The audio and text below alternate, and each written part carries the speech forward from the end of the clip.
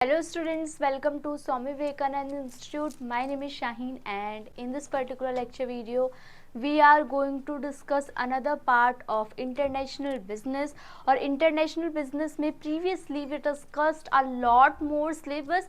हम लोगों ने उसमें meaning, scope, importance, globalization, उसके drivers, ठीक है, मोड्स ऑफ एंट्री, कितनी तरीके से हम बिजनेस के अंदर इंटरनेशनल बिजनेस में एंट्री कर सकते हैं, बैलेंस ऑफ ट्रेड, है ना, ये सारे इंपॉर्टेंट टॉपिक्स को डिस्कस किया है. अब जो टॉपिक्स डिस्कस होंगे इंटरनेशनल बिजनेस में वो और भी इम्पॉर्टेंट है प्रीवियसली के कंपैरिजन में. हाँ, थ्योरीज को स्किप नहीं करोगे इंटरनेशनल बिजनेस में. And the second one is, अब जो पार्ट शुरू होगा जिसमें चाहे वो वर्ल्ड ट्रेड ऑर्गेनाइजेशन हो, चाहे वो आईएमएफ हो, चाहे वो डिफरेंट बोलते हैं ना, रीजनल इकोनॉमिक कोऑपरेशंस होते हैं, वो बिल्कुल भी स्किप नहीं करोगे क्योंकि ये एग्ज़ाम के पॉइंट ऑफ व्यू से बहुत इम्पॉर्टेंट है. अगर ये अभी नहीं आप लोग मेमोराइज़ कर रहे हो तो ये तब मेमोराइज़ करोगे जब आप एग्ज़ाम में बैठे होगे और इस टाइप के क्वेश्चंस आप देखोगे तो आपको ये याद आएगा कि हाँ, मैम ने बताया था कि ये टॉपिक्स कितने ही ज़्यादा इम्पॉर्टेंट है. और ये हर बार कभी इनके मेंबर से पूछ लिया जाता है, जैसे वर्ल्ड ट्रेड ऑर्गेनाइजेशन की बात करूं या वर्ल्ड बैंक की बात करूं, आईबीआरडी की बात करूं या आईएमएफ की बात करूं, ठीक है. तो ये पूछा जाता है कि क्या ये मेंबर, इनकी मेंबर कंट्रीज, देखो क्वेश्चंस कहाँ से बन के आता है, क्वेश्चंस बन के आता है इनकी मेंबर कंट्रीज से. तो अगर आप शॉर्ट्स को फॉलो कर रहे हो, अगर मेरे शॉर्ट्स जो कि मैं PYQs करा रही हूँ आपको 13 जून के, तो अगर आप उनको भी फॉलो कर रहे हो तो एक एशियान से क्वेश्चन आया हुआ है और नाफ्टा से क्वेश्चन आया हुआ है. क्या इनके करंट सिनेरियो में क्या चल रहा है, एक तो इनकी मेंबर कंट्रीज से क्वेश्चन आएगा, एक या तो मेंबर कंट्रीज से या तो इनकी ऑब्जर्वर कंट्रीज से. ठीक है, अब आप देख सकते हो कि ये कितना इम्पोर्टेंट है. या तो मेंबर कंट्री से क्वेश्चन पूछ लेंगे या ऑब्जर्वर कंट्री से, या तो आपको मैचिंग में पूछेंगे, मैचिंग के अंदर पूछेंगे इनके ईयर्स. ये सब नोट डाउन कर लो क्योंकि ये कोई भी बताएगा, अगर अच्छी बात है बताएगा तो, लेकिन बार बार बताने का फ़ायदा ही क्या अगर आप एक बार में उसको फॉलो नहीं कर रहे हो तो. ठीक है, मैचिंग में ईयर्स पूछ लेंगे कि 1995 में क्या हुआ, 1944 में क्या हुआ, आईबीआरडी कब आया था, आईएमएफ कब आया, ट्विन सिस्टर किसको कहते हैं, ये सारी चीज़ें पूछी जाएंगी. ठीक है, तो मैचिंग में ईयर्स पूछ लेंगे, मेंबर कंट्रीज पूछ लेंगे, ऑब्जर्वर कंट्री पूछ लेंगे, या करंट में इनकी थीम क्या है ये पूछेंगे. ठीक है, या इनका मोटो क्या है. ठीक है, इनका मोटो क्या है, ये क्या काम करते हैं, जैसे कि स्पेसिफिकली पूछ लिया जाएगा कि लॉन्ग टर्म लोन कौन देता है, पॉवर्टी को रिड्यूस करने का स्टेप कौन लेता है. अब आप सोच सकते हो कि ये कितना इंपॉर्टेंट है, कितना ब्रॉड लेवल पे इनसे क्वेश्चंस फ्रेम होने के चांसेस है. ओके, तो अब स्टार्ट करते हैं क्योंकि मैंने बता दिया आपको कि इसमें से किस टाइप के क्वेश्चंस पूछे जाएंगे. तो जब भी आप इन टॉपिक्स को बैठोगे पढ़ने के लिए, क्योंकि इसमें बहुत ज़्यादा ना समझने वाला कुछ नहीं है, इसमें स्टैटिक पोर्शन बहुत है लर्न करने वाला कि ये कब आया था, इसके कौन कौन से मेन पॉइंट्स हैं, इसके इम्पॉर्टेंट एस्पेक्ट्स कौन से हैं, ये वाला मेन आपसे पूछा जाता है. ठीक है, तो ये हर बार 2 to 3 क्वेश्चंस इनमें से आप रिपीट होने के चांसेस देख सकते हो. जैसे कि मैं 13 जून का आपको शॉर्ट्स में PYQs करवा रही हूँ, है ना, एक एक क्वेश्चन को एक्सप्लेन भी थोड़ा कोशिश करते हुए एक्सप्लेन भी कर दूँ. 1 मिनट के अंदर जितना भी पॉसिबल होता है वो आपको करने की कोशिश की जाती है. ठीक है, तो वो क्वेश्चंस को इवेल्युएट करो, उससे देखो किस टाइप के क्वेश्चंस फ्रेम होके आ रहे हैं. Okay, now meaning of world trade organisation. World trade organisation से भी पहले एक टर्म आती है गैट. ठीक है, general agreement on trade and tariff.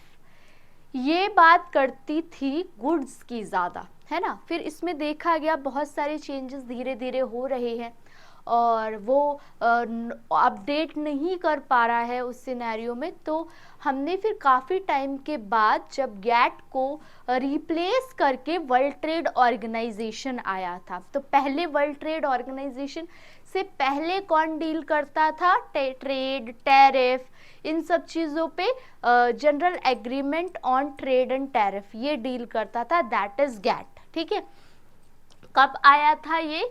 ठीक है, तो ये जो गैट था वो स्टैब्लिश किया गया था ऑर्गेनाइजेशन 1948 में विद 23 कंट्रीज, लेकिन अब वर्ल्ड ट्रेड ऑर्गेनाइजेशन में 190 प्लस कंट्रीज हैं, है ना।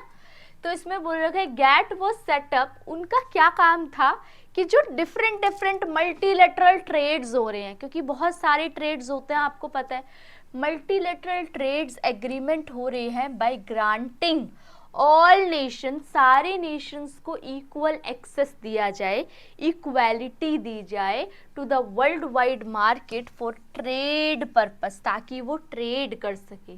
द वर्ल्ड ट्रेड ऑर्गेनाइजेशन जो WTO है, फिर उसको स्टैब्लिश किया गया और 1995 में गैट को रिप्लेस कर दिया गया वर्ल्ड ट्रेड ऑर्गेनाइजेशन के द्वारा general agreement on trade and tariff, क्योंकि कुछ ऐसे पहलू देखे गए कि जो गैट है वो सिर्फ गुड में ट्रैवल करता है, गुड में एक्सचेंज करता है, गुड्स में ट्रीटमेंट होता है उसका, लेकिन जो आपने वर्ल्ड ट्रेड ऑर्गेनाइजेशन में इसमें goods as well as services both का ट्रीटमेंट होता है। ठीक है, और इसमें क्या बताया गया है कि वर्ल्ड ट्रेड ऑर्गेनाइजेशन से पहले आया था आपका GATT, general agreement on trade and tariff. अब क्योंकि वर्ल्ड ट्रेड ऑर्गेनाइजेशन कब आया था ये हमें पता चल गया, वर्ल्ड ट्रेड ऑर्गेनाइजेशन से पहले क्या था वो हमें पता चल गया, वो कैसे डील करता था वो हमें पता चल गया। अब हम क्योंकि गैट एक पहले का सिनेरियो है, तो अब वर्ल्ड ट्रेड ऑर्गेनाइजेशन क्योंकि आ गया है तो उसकी बात करेंगे कि वर्ल्ड ट्रेड ऑर्गेनाइजेशन में मुख्य पहलू क्या क्या है। In order to promote international trade को बढ़ावा देने के लिए World trade Organisation agreement cover trade in goods and services. तो वो क्या करता था, जो वर्ल्ड ट्रेड ऑर्गेनाइजेशन है ये क्या कवर करता था, वो क्या कवर करता है, ट्रेड गुड्स में भी डील करता है और सर्विसेज में भी डील करता है। ठीक है, देयर आर 190 नहीं 164 मेंबर्स हैं, इसको ऐड कर लेना। बाकी आप लोग का काम है कि ये जो करंट डेटाज है उनको भी चेक करते रहना, क्योंकि करंट सिनेरियो के बेसिस पे आपसे इंफॉर्मेशन पूछी जाती है। ठीक है, तो उसको करेक्ट कर लेना। वो जो मैं 190 यूज करा था that is 164 members of WTO at present, and every member is obligated, वो सारे के सारे रूल्स और पॉलिसीज को फॉलो करता है। India has been on the front line of establishment, India भी इसका पार्ट है, fair international laws and regulation as a significant member of WTO, क्योंकि WTO का वो भी हिस्सा है, तो वो भी जो भी रूल्स रेगुलेशन लॉज होते हैं उनको टाइमली फॉलो करता है एक अच्छे खासे बेसिस पे। Now India has complied with the WTO demand, India ने WTO की डिमांड और उसकी रिस्पॉन्सिबिलिटी को समझते हुए liberalise trade by abolishing import restriction, उन्होंने इम्पोर्ट की रिस्ट्रिक्शंस को हटाया है, एंड लोअरिंग टैरिफ, और जो भी टैक्सेस वगैरह की डीलिंग है वो भी टैक्सेस वगैरह की डीलिंग को कम किया है। Next is functions of world trade organisation. World trade Organisation क्या क्या काम करता है, काम का भी इम्पॉर्टेंट रोल होता है। जैसे कि सबसे पहले है implementation of trade policies, trade policy को देखना, रिव्यू करना, उनके रूल्स को समझना और लोगों से भी इम्प्लीमेंट करवाना जो रूल्स वगैरह होंगे। चलो, the member nation of the world, जो हिस्सेदार हैं वर्ल्ड ट्रेड ऑर्गेनाइजेशन के, have come to an overall consensus due to the stability and assurance of trade agreement. अब देखो ये क्योंकि कॉम्प्लिकेटेड वर्ड है तो ये आपको बहुत बारीकी से पढ़ने पड़ेंगे क्योंकि क्वेश्चंस भी इन ही लैंग्वेज में आता है। अगर आपके नोट्स इजी लैंग्वेज में फ्रेम कर दिए जाएंगे तो आप इतनी डिफ़िकल्ट लैंग्वेज को समझ नहीं पाओगे। तो दैट इज़ वाई मैंने जो लैंग्वेज है वो वही टिपिकल लैंग्वेज उठाई है जो कि यूजीसी वाले फ्रेम करते हैं क्वेश्चंस उन लैंग्वेज के अंदर। तो क्या बोल रहे हैं कि ये जो मेंबर नेशन है, ये जो मेंबर हिस्सेदार हैं वर्ल्ड ट्रेड ऑर्गेनाइजेशन के, have come to an overall consensus due to stability and assurance of trade agreement. वो क्या चाहते हैं कि रिव्यू वगैरह इस तरीके से मॉनिटरिंग या देख रेख ऐसे की जाए कि कहीं ना कहीं एक स्टेबिलिटी मेंटेन हो। ऐसा नहीं कि बहुत ज़्यादा अनस्टेबल वैल्यू हो, एक स्टेबिलिटी हो एग्रीमेंट की। द रूल्स, ये जो रूल्स वो अपना रहे हैं, आर एग्जामिन्ड, उनको चेक किया जाए टू मेक श्योर, और ये देखा जाए कि इतने टाइप की ट्रेडिंग हो रही है, क्योंकि एक बायलैटरल होता है, एक मल्टीलैटरल होता है। बायलैटरल होता है जहाँ पे दो कंट्रीज इन्वॉल्व है, वो आपस में ट्रेड कर रही हैं, और मल्टीलैटरल क्या होता है जब n number of countries involve है, मोर देन टू से ज़्यादा कंट्रीज इन्वॉल्व है, तो वो मल्टीलैटरल ट्रेडिंग सिस्टम कहलाता है। तो ये जो रूल्स हैं, ये जो रूल्स वर्ल्ड ट्रेड ऑर्गेनाइजेशन बनाएगा, वो वर्ल्ड ट्रेड ऑर्गेनाइजेशन के रूल को फॉलो किया जा रहा है, कैसे फॉलो किया जा रहा है, उन सबको देखना। Continue even in the face of continuously changing trade condition, even trade बदल रहा है फिर भी आप रूल्स को, लॉज को कितना फॉलो कर रहे हो, उनकी बात करी गई है। Additionally it helps in creating, और ये क्या चाहता है, बनाना, क्रिएट करना, a reliable and transparent foundation for conducting business. ये चाहता है कि एक ऐसा सिस्टम मेंटेन हो जिस पे मैं भरोसा कर सकूं, जो आमने सामने की सारी चीज़ें क्लियर हो, ट्रांसपेरेंट हो, कोई भी ऐसा नहीं हो कि हिडन चीज़ें रखी जाएं। तो इस टाइप का सिस्टम बनाने की WTO की कोशिश है।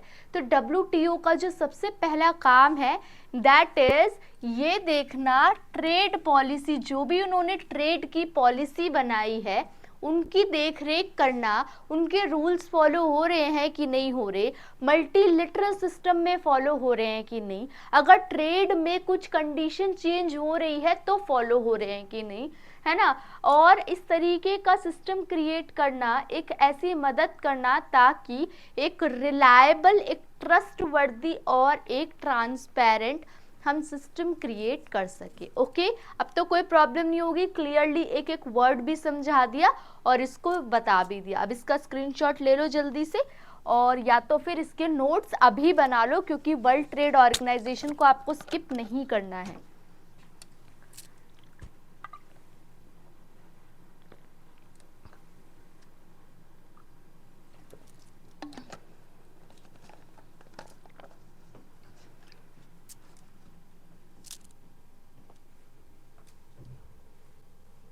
डन। नेक्स्ट, अब पढ़ते हैं आगे। Discussion of plans of member nation, मतलब क्योंकि मेंबर नेशन बहुत सारी कंट्रीज हैं तो आपस में वो बातचीत करेंगे बैठ के कि किस तरीके का प्लान बनना चाहिए प्रॉपर, है ना।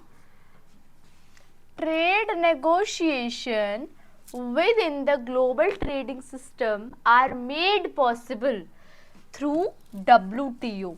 WTO वर्ल्ड ट्रेड ऑर्गेनाइजेशन के ज़रिए ही थोड़ा बहुत जो हम प्राइस में फ्लक्चुएशंस कर सकते हैं, चेंजेस कर सकते हैं, जिसको हम नेगोशिएशन बोलते हैं, वो लेकर के आए हैं। विदाउट ट्रेड नेगोशिएशन, बिना ट्रेड के इकोनॉमी में स्टेगनेंट नहीं हो सकते। इकोनॉमी को हम क्या कर सकते हैं, स्टेबल नहीं रख सकते। में stagnant and issues related to dumping and tariff. अच्छा, डंपिंग क्या होती है ये तो आपको पता होगा।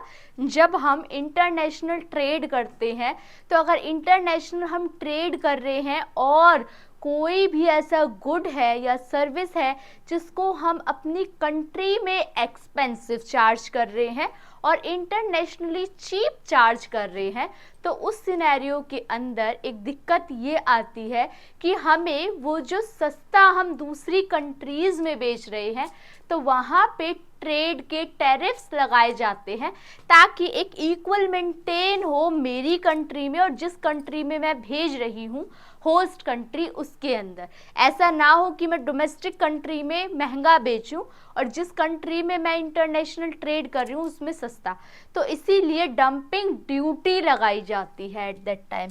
तो डंपिंग एंड टैरिफ लगाएंगे might go unsolved. Consistent trade discussion, जब लगातार एक टॉपिक पे आप बातचीत करते रहोगे, are also required for further trade liberalisation. तो थोड़ी सी जो हम लिबरल कर रहे हैं चीज़ें, आज़ादी कर रहे हैं जिन चीज़ों की, उनके बारे में आप अच्छे से समझ पाओगे, ट्रेड लिबरल हो जाएगा अगर आप टाइम टू टाइम बेसिस पे क्या कर पाओगे। अगर टाइम टू टाइम क्या कर रहे हो आप, डिस्कशन कर रहे हो, है ना। डिस्कशन इज इम्पॉर्टेंट यहाँ पे हो रहा है। Next is administrating and carrying out bilateral and multilateral trade agreement. अब यहाँ पे मैंने अभी इससे प्रीवियसली भी डिस्कस किया था कि दो टाइप के एग्रीमेंट होते हैं। एक यूनिलैटरल होता है, तीन टाइप, यूनिलैटरल होता है, बायलैटरल होता है, मल्टीलैटरल होता है। यूनिलैटरल जो एक ही कंट्री का अपने आप में होता है, बायलैटरल दो कंट्रीज डिस्कस करती है, और मल्टीलैटरल मोर देन 2 कंट्रीज। तो इनके बीच में एग्रीमेंट है, वो एग्रीमेंट कितना क्लियर है, कितना फेयर है, कितनी उसमें रिस्ट्रिक्शंस हो रही है, कितना पॉलिसी को फॉलो करा जा रहा है, इन सब के डिस्कशन की जाती है। तो the parliament of different member, क्योंकि भाई बायलैटरल है या मल्टीलैटरल है, इनकी जो पार्लियामेंट्स होंगी, अलग अलग कंट्री की पार्लियामेंट्स अलग अलग होंगी। Different member nation must ratify, वो चेक करेगा, रीचेक करेगा। क्या रीचेक करेगा? कोई भी bilateral and multilateral trade agreement. The non discriminatory trade system can not be implemented. आप नॉन डिस्क्रिमिनेटरी नहीं कर सकते। मतलब डिस्क्रिमिनेटरी क्या है कि एक कंट्री में अलग है, दूसरी कंट्री में अलग है, तो यही रूल पहुंचना चाहिए। क्यों? क्योंकि भाई एक इंडिया है, एक अमेरिका है, दो डिफरेंट कंट्री है, दो डिफरेंट करेंसी है, दो डिफरेंट कल्चर है, तो इनमें डिस्क्रिमिनेशन थोड़ा बहुत तो होगा ही होगा। The non-discriminating trading system cannot be implemented. ऐसा इम्प्लीमेंट नहीं होता until such ratification occur, जब तक काफ़ी सारी चीज़ों में हम चेंजेस नहीं लेके आ पाते। तो इसीलिए चेंजेस टाइमली इम्पॉर्टेंट है। एवरी मेंबर, हर एक मेंबर को will be insured to be treated fairly. हर एक मेंबर को अच्छा खासा फेयरली एक ऑप्शन मिलता है कि आपको प्रॉपर हक है कि आप अपनी बात रख सकते हो। हर एक कंट्री, ठीक है, हर कंट्री की पार्लियामेंट अपनी बात को कंक्लूड करेगी in the market place of other countries due to the signed contract. क्योंकि उन्होंने कॉन्ट्रैक्ट साइन किया है तो उनकी बात को फ्री फेयर रखा जाना चाहिए। और ये इम्पॉर्टेंट भी है क्योंकि देखो, जब आप डिस्कशन कर रहे हो, जब आप नेगोशिएशन कर रहे हो, जब आप इवन एग्रीमेंट कर रहे हो, तो जब दो कंट्रीज हैं तो वो आपस में डिस्कशन करेंगी और अपनी बात रखने का दोनों को ही प्रॉपर टाइम मिलना चाहिए, तभी ट्रांसपेरेंसी बनेगी। Now settlement of trade disputes, क्योंकि अब देखो, क्योंकि ये जो एग्रीमेंट है या ये जो भी आपके चल रहे हैं डिस्कशन, ये सिर्फ एक कंट्री के बारे में तो है नहीं, क्योंकि यहाँ पे 2 कंट्रीज इन्वॉल्व हो सकती है या मल्टी कंट्रीज भी इन्वॉल्व हो सकती है। और जब इतनी सारी कंट्रीज इन्वॉल्व हैं तो कहीं ना कहीं इसमें डिस्प्यूट या कॉन्फ्लिक्ट्स वगैरह तो आएगा ही। तो उन कॉन्फ्लिक्ट्स को या उन डिस्प्यूट्स को भी सेटल करने की जिम्मेदारी WTO की ही होती है कि मेंबर कंट्रीज आपस में ही ना भिड़ जाएं। Trade dispute are addressed by the WTO dispute settlement process. Independent tribunal specialist interpret the agreement and issues judgment mentioning the essential obligation। वो आपको ये भी बताएगा कि एग्रीमेंट के पॉइंट्स कौन से हैं, जजमेंट को कैसे मेंशन किया जाता है और एसेंशियल ऑब्लिगेशन क्या है, किस हद तक आप कोई बात को अपनी रख सकते हो, कितना आप ऑब्लाइड हो of the involve member nation. It is advise, और ये बताया जाता है to consult with other members. आप बातचीत करके पहले सॉल्यूशन निकालो, है ना। मतलब अगर दो कंट्रीज हैं तो दो कंट्रीज आपस में पहले क्या करें, कोशिश करें बातचीत से रिजॉल्व करने के बारे में, डिसएग्रीमेंट्स को हम कंट्रोल करने की कोशिश करें। Best possible use of world resources, क्योंकि यहाँ पे वर्ल्ड एक दूसरे से कनेक्टेड है तो वर्ल्ड की रिसोर्सेज भी कनेक्टेड है, और क्योंकि वर्ल्ड की रिसोर्सेज कनेक्ट है तो उनको कहीं ना कहीं बात करनी पड़ेगी कि हमें अपनी रिसोर्सेज को बचाने की कोशिश करनी है, रिसोर्सेज का बेस्ट पॉसिबल आउटकम निकालने की ज़रूरत है। तो इन्होंने बोला है कि by utilising the trade capabilities, जब हम ट्रेड कैपेबिलिटीज़ को समझते हैं डेवलपिंग कंट्रीज़ की, resources all around the world can be used, इनको इस्तेमाल करते हैं टू देयर मैक्सिमम पोटेंशियल, और फॉर मतलब वेस्टेज नहीं करनी, वेस्टेज को आपको कम करने की कोशिश करनी है, एरर्स को देख करके वेस्टेज ना हो। Now developed economies a special provision in the World Trade Organization agreement ज़रूरी है।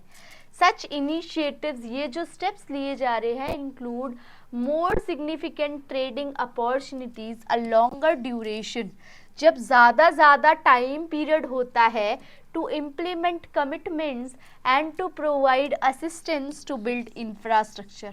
और इंफ्रास्ट्रक्चर देखो, कहीं ना कहीं हमें वेस्टेज को कम करने की भी ज़रूरत है, और इवन इसको वर्ल्ड के रिसोर्सेज को बढ़ाने की भी ज़रूरत है।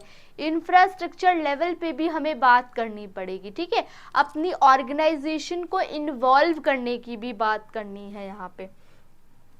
Next is objective of world trade Organisation, क्या उद्देश्य है, creating and enforcing international trade regulation, मतलब बढ़ावा देना इंटरनेशनल ट्रेड को, हमें क्या करना है, इन्फोर्स, रेगुलेशन को हटाने की ज़रूरत है, लिबरल करने की ज़रूरत है। द GATT या GATS general agreement on trade in service, यहाँ पे एस की बात हो रही है, सर्विस की, the trade related aspects of intellectual property. अब क्योंकि ये सर्विसेज की बात कर रहे हैं तो सर्विसेज में इंटेलेक्चुअल प्रॉपर्टी, कॉपीराइट्स, ट्रेडमार्क, ये सारी चीज़ें आएंगी। Rights agreement and the agreement on international trade in goods, all serve, वो WTO दोनों को मिला के, जैसे कि अभी हमने बात किया कि general agreement on trade and tariff, एक तरफ ये बात थी, अब हम बात करें general agreement on trade in service, तो दो टाइप की चीज़ों की बात करी, एक में गुड्स की बात करी, एक में सर्विस की बात करी, इंटेलेक्चुअल प्रॉपर्टी वगैरह की बात करी।